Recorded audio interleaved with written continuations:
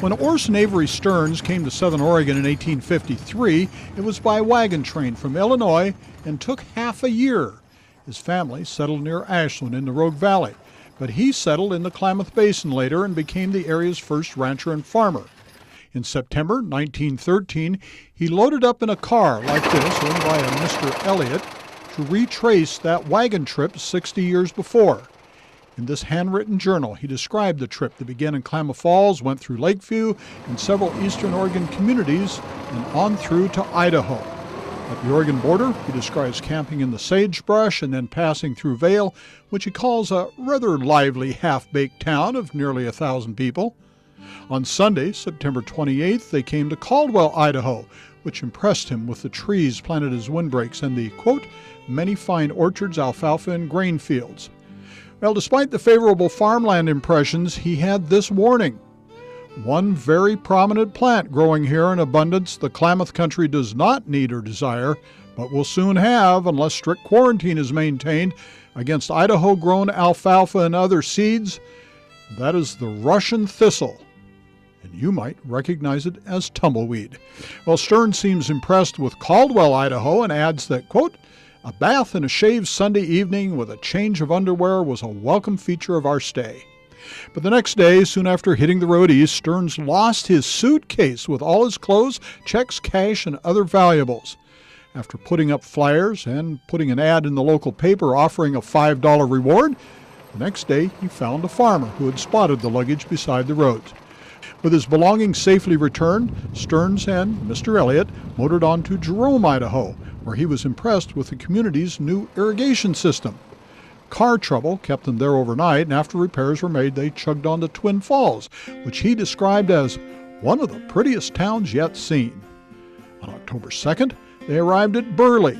A nearby steep hill forced the two to find another road to Pocatello, where he observed that the roads here are good, as there seems to have been rain in spots, but after some 8 or 10 miles, we came into more dusty roads, and two cowboys persisted in running their horses just as fast and far enough ahead to give us a continual dust bath.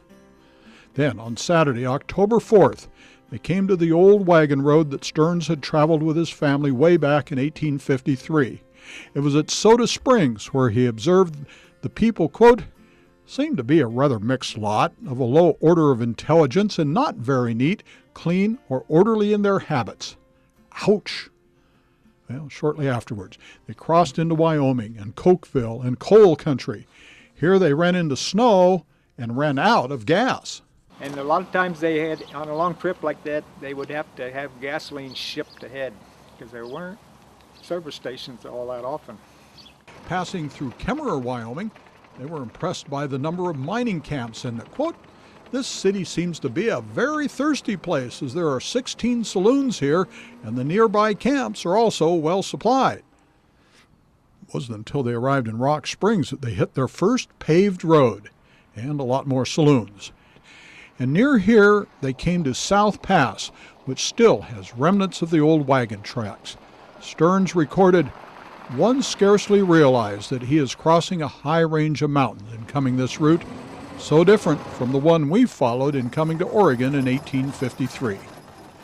Crossing on into Nebraska, the country flattened out, and shortly before Omaha, a wooden spoke front wheel on the Cadillac broke.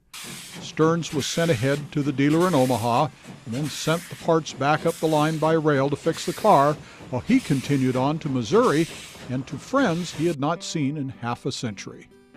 Well, it's likely Stearns made the return trip home by rail, and in 1918, 5 years afterwards, he moved to Ashland, where he died in 1926 at the age of 83. Stearns is buried along with his second wife in this mausoleum at Mountain View Cemetery. The rest of his family is buried in a family cemetery plot at the old homestead property near Talent. There's no doubt about it, there's quite a contrast between traveling by covered wagon in 1853 and then retracing the Oregon Trail by automobile 60 years later. Quite a difference between oxen and 36 horses under the hood. In Medford, Ron Brown, Newswatch 12.